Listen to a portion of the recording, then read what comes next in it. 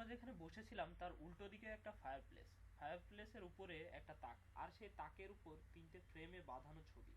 ফেলুদা ছবিগুলোর দিকে এগিয়ে গেল। প্রথম ছবিটা দেখিয়ে রাজেনবাবু বললেন, ইনি আমার স্ত্রী, বিয়ের 4 বছর পরেই মারা গিয়েছিলেন। দ্বিতীয় ছবি, একজন আমার বয়সী ছেলের, গায়ে ভেলভেটের কোট।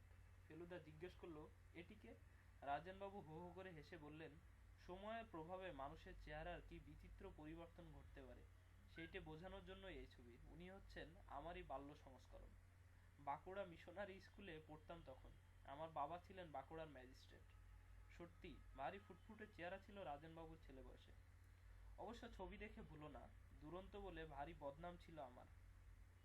শুধু যে মাস্টারদের জ্বালিয়েছি তা নয়, ছাত্রদেরও। একবার স্পোর্টসের দিন 100 ইয়ার্ডসে আমার বেস্ট রানারকে কাত করে দিয়েছিলাম ল্যাং মেরে। তৃতীয় ছবিটা ফেলুদার বয়সী একজন ছেলে। রাজেনবাবু বললেন, সেটা তার একমাত্র ছেলে প্রবীরের। উনি এখন কোথায়? রাজেনবাবু গলা খাঁকড়িয়ে বললেন, জানি না ঠিক, বহুকাল দেশ ছাড়া, প্রায় 16 ইয়ার্স। আপনার সঙ্গে চিঠি লেখালেখি নেই? না। ফেলুদা দরজার দিকে এগোতে এগোতে বলল, ভেরি ইন্টারেস্টিং কেস। আমার মনে মনে বললাম, ফেলুদা একবারে বইয়ের ডিটেকটিভের মতো কথা বলছে। বাইরেটা ছমছমে অন্ধকার হয়ে এসেছে।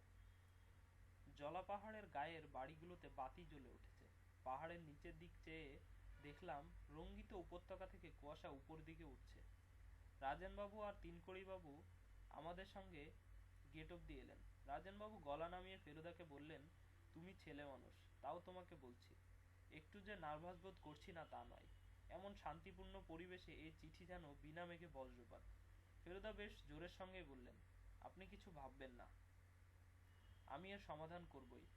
আপনি নিশ্চিন্তে বিশ্রাম করুন গিয়ে। রাজেনবাবু good night and thank you বলে চলে গেলেন।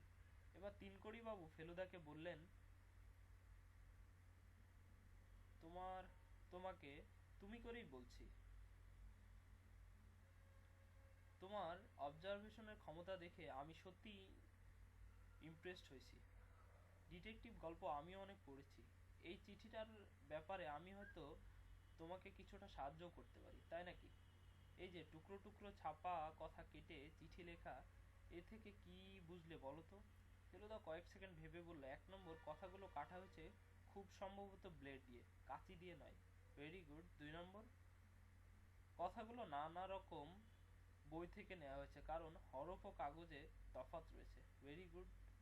সেই সব বই সম্বন্ধে কোনো আইডিয়া করেছো? চিঠির 2টো শব্দ, শাস্তি আর প্রস্তুত, মনে হচ্ছে খবরের কাগজ থেকে কাটা। আনন্দবাজার, তাই বুঝি?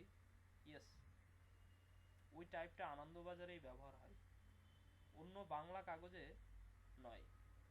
আর অন্য কথাগুলো কোনোটাই পুরনো বই থেকে নেওয়া হয়নি, কারণ যে হরফগুলো ছাপা সেটা হয়েছে মাত্র 15-20 বছরের। আর যে আঠা দিয়ে আটকানো হয়েছে সেটা সম্বন্ধে কোনো ধারণা করেছো? গন্ধটা গ্রিপেক্স আঠার মতো। চমৎকার ধরেছ।